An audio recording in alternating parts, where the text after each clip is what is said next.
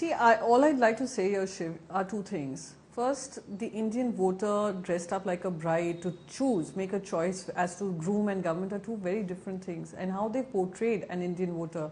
And using the example of a arranged marriage setting where groom comes to decide whether he's going to go ahead with the marriage, or for the bride to decide whether she would go with this particular groom, is extremely unfortunate. It's another caricature for women. As a political party, of course, we see all kinds of attacks coming from the Bharatiya Janata Party. Of course, they've made this point over and over and over again that who's going to be the prime ministerial face. Even the prime minister himself has spoken about it. We have spoken about it in umpteen places that the people of this country would decide who the prime minister of this country would be. Having said that, but using women to caricature some particular messaging, I find that extremely unfortunate. And there are various ways of, even if you're making a sarcastic video, witty video, even if it goes viral, good for you. However, it reduces a woman's role in the society. I tell you, more women voters come out to vote in this country, and they're making their choices heard. And having a woman all dolled up and, talking to a particular groom, and a particular groom coming with business partners, etc., I think that's making an entire mockery of how women are presented in this country. It's okay, point noted. You say you find the metaphor that's been used in this video inappropriate and distasteful. Coming to the caricature and the subject matter of this, which you touched upon as well, Priyanka, is it that this kind of hits the India alliance in an issue that is something that hurts you? Indecision, infighting, the fact that you have all these contradictions and competitive interests. That's what the BJP appears to have locked upon in this video. Actually not. It's quite a mockery of how NDA looks at its alliance partners. They have some 38, 39 odd alliances. They are so-called business partners, if I go by the metaphor used. Business partners. Does anyone have the capacity, ability, or the audacity to even suggest that they would be looking to take on the responsibility of leading the nation? They won't, because the minute they express their desire, they would be thrown out of the alliance. It's a very dictatorial idea of running how alliance partnerships should be, or how democracy should be. I take pride in the fact that there are enough and more capable leaders who are leading their states and have been effectively, who have effectively won the mandate of the people and are equally capable. So it's actually a mockery of democracy and how democratic principles work. If I look at it, if an India alliance manages to get 272 MPs, it would be the members of parliament who should be choosing who their prime minister would be, who would be the first minister in a cabinet. And that's how democracy works. What they're doing is making a mockery of that entire institution. So there could be differences. Differences appear in every political party, every political ideology, every political alliances. And if you look at the history of India and the governments that have run the country, every time there has been an alliance government in power, whether it is the liberalization, whether it's the nuclear deal with America, whether various important landmark decisions were taken with an alliance government in running. Would they make a mockery of Atal Bihari Vajpayeeji's government, which had probably more alliance partners than India Alliance? I take your point, but that's a bit of a mockery of the institution of democracy itself. Priyanka, I take your point, but wouldn't you agree that the dynamic is a little different this time? I'll qualify my question because the BJP obviously has an interest in trying to show you guys as a bunch of infighting, confused satraps, who can't even get their act together a few days before the election. That's for the BJP to decide. But at the end of the day, it was your leader, Uddhav Thackeray, who had actually put forward a very evocative line, which I personally as a journalist thought when Uddhav Thackeray had said that we have no shortage of leaders and we have no shortage of faces. I thought that was actually a pretty good way to represent what the India Alliance stood for. But you saw how that quickly got washed away, with some faces being suddenly projected, etc. And that appears to be what the BJP is, trying to hit out at. You know what I'm talking about. No, I'll just tell you one thing. Nothing gets washed away in the minds of the people. It can get washed away in the media narrative or how Bharatiya Janata Party wants to push a particular narrative. However, the narrative is actually extremely important, and I think people understand that there are sitting chief ministers of various states who are there. If you look at the total MLAs of the India Alliance, I think they outnumber the number of MLAs that probably BJP has. And if you look at the representation, it's a beautiful representation of what my country stands for, unity and diversity. And that they are willing to take this charge of leading the nation, I think it's something which is important to note. So even if they're mocking that, that is for Bharatiya Janata Party to do. My only appeal is that while you're making videos using metaphors, whether you're using sarcasm, you're using wit, please feel free to do that. Please feel free to attack the opposition. However, don't reduce the women and their role in the society. That I think personally impacts me in the sense that this is something I've been speaking about over and over again. And it actually plays a huge role in how women perceive themselves in the society. It is a conditioning that happens when people see these kind of videos. I get it. I understand that. Problem. That was my problem. That's what I expressed. No, and like I said, your point is taken as far as the choice of metaphor, the depiction of women, etc. I think it's an important point that you make, and it's important to be registered as well in the minds of viewers. Moving on to my next question, Priyanka. See the BJP latching on to the infighting within the India alliance is obviously of benefit to them. It benefits the BJP to show you guys as not united when the India alliance, tries to put up a united face. We saw what happened at the Shivaji Park recently as well. It was most certainly a signal moment for opposition unity. And, your rivals will try to erode that image. They want to give the voters the image that you guys are a scattered bunch who can't agree on even seat sharing, forget about, who the Prime Minister is going to be. But to that point, the BJP may have what it's saying on one side, Priyanka, but look at what's happening in Maharashtra right now. You've got the Congress party calling one of your leaders Khichdi Chor. The inability to, they're angry with you guys because you've gone ahead and announced a certain number of seats. I understand. You're a politician. I understand these things happen in seat sharing. There's nothing wrong with it. This tutu meme goes on between allies. It's not a big deal. But so close to the elections, Priyanka, that's what the BJP is talking about. You can't even get your seats right and you want to rule together. No.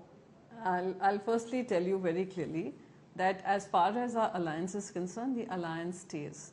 Secondly, if you look at the Mahajhuti alliance, which is in power right now, you won't even know the number of seats that have been decided upon. Don't you think they have a bigger responsibility of letting the country know, undoubtedly, or the state know who their representatives are going to be? Do you know there are protests? There are protests happening outside the illegal chief minister's house every day by his own party members with regards to seats. Do you remember what Chhagan Bhujbal has spoken about? How many seats NCP wants? Ajit Pawar NCP wants. So, infighting, etc., just trying to say that, it's happening on the other side, it's absolutely incorrect to say. And one person saying Khichdi Chor and using the words that he has done, he's bringing out his personal grouse for having been a losing candidate 2 times over and not getting a ticket is not the Congress party's problem, really. He has lost. In fact, he has increased the losing margin for the Congress party, when he contests in Mumbai North or whether he took over the seat of Mumbai Northwest. It is also a fact that we have won those seats, and those seats are our winning seats the last 2 terms. So we are not going to part with that. So one person's grouse does not become the entire political party alliance. So I think we should know the difference between the two. So today when Chhagan Bhujbal talks, does that mean that this is the entire NCP wanting to break away, the Ajit Pawar faction wanting to break away? So let's play fair here. So, of course, there could be some issues with regards to seat sharing and seat declaration. That does not mean that there is no unity, there's no, there's no cohesion. There is absolute clear cohesion, and we are all contesting together, and we are going to be winning in Maharashtra. That much I can assure you with certainty. 23 days to go, and I agree with you that Maharashtra is, turning out to be, even in my limited political understanding, Priyanka, I do hear that Maharashtra is going to be perhaps the most interesting state to look out for. But having said that, 23 days to go for the election, and I in many ways understand the perspective of how the media is covering the India alliance vis-a-vis the NDA government and the NDA allies, etc. But there is a sense that with 23 days left, time has sort of run out to establish that unity. You've had certain certain events like your meetings in Mumbai or the Shivaji Park, speeches, etc., where that unity has come out kind of cosmetically, but otherwise it has not really come forward. Do you think the public and the voters are going to buy that whole unity proposition? I'm sorry, but I will have to correct you here, Shiv. The number of political parties that got together in the India alliance continue to stay intact, barring Mr. Nitish Kumar, who's a known, changing combinations. The second is probably Jayant Chaudhary. The second person is probably Jayant Chaudhary's party, right? The rest has stayed intact. So I don't know whether the disunity narrative comes from. The disunity narrative is something that the BJP is giving to everybody every single day. However, we continue to stay united. They said, oh, Aam Aadmi Party and Congress will not work together. They have formed an alliance in Delhi. West Bengal, she may not be contesting along with the Congress party, but it very much is part of the India alliance and committed to the idea of getting India alliance to be a strong opposition of a strong party in governance if people give us that mandate. So I think the commitment to the alliance is totally there, and probably on 31st we are all going to be together again, having a joint rally on in Delhi. So, but the question can actually be asked of the BJP. Why is it that they're suddenly desperate to be with Raj Thackeray? We don't even know what is happening with Raj Thackeray. Are they asking him to merge with Eknath Shinde or not merge with Eknath Shinde or contest independently? That's one issue. Then let's look at their last-minute alliances attempt to tie up with AIADMK, Shiromani Akali Dal. What is happening with that? I think someone really needs to ask some tough questions of the BJP. Just because they have a prime ministerial face, because Mr. Modi will not entertain even a Nitin Gadkari ji replacing him. That does not mean that people of India are accepting the idea of Mr. Narendra Modi having given umpteen promises in his 2014 campaign, not having lived up to it in 2024. Out of 140 crore people in this country, 80 crore are living off free rations rather than having jobs. I think it is something that really needs to be asked of this government. And that is what people, I would say people across the length and breadth of this country are questioning. As much as BJP might try and push a narrative of, oh, there's no unity, but in fact, there's more cohesion in what our commitment to people would be if we come to power vis-a-vis what BJP is promising. My final question, Priyanka, before I let you go, is obviously the larger point that your rivals are trying to make with with videos of this kind, and the general messaging that you're seeing is that while they are battle ready and ready for this election, the India alliance is in disarray and bound, sort of saddled with all these contradictions. To speak of a number, as far as the NDA alliance is concerned, they've got 14 seats left to declare, whereas the India alliance has about 169 seats left to declare, which is a wide gap. I'm not saying that means anything. Obviously, it's a protracted election, 7 phases, where there's an entirely separate debate on that, of course. But this is about battle readiness. Ultimately, you're saying that this video doesn't harm you at all? No, I'm not talking about video harming. No video or content that is pushed out and is made viral through their various networks and the kind of unfair social media advantage that they have. I call it unfair because we have seen a pattern. We have seen it in the last election too. That is why I call it unfair. There's no fair playing field for the opposition. They may make this viral. However, the question remains that today we are standing in a position, 2014, the commitments, what are the 4 guarantees Mr. Modi is speaking about? The 4 guarantees are with regards to women, with regards to youth, with regards to farmers, and with regards to the poor. Weren't they exactly the same promises made in 2014? We will keep talking about what is our commitment. Our commitment is to provide employability. Our commitment is to ensure that women are heard rightfully, irrespective of biases. Today, no woman should be protesting at Jantar Mantar, and the sitting member of parliament continues to be protected by those who are in positions of power. That is the kind of governance we are looking at. We are looking at a governance which provides for the youth of this country, allows them to aspire for bigger dreams, does not give them doles out free rations to people. And poverty means actually removing them out of poverty circles and giving them, making them employable.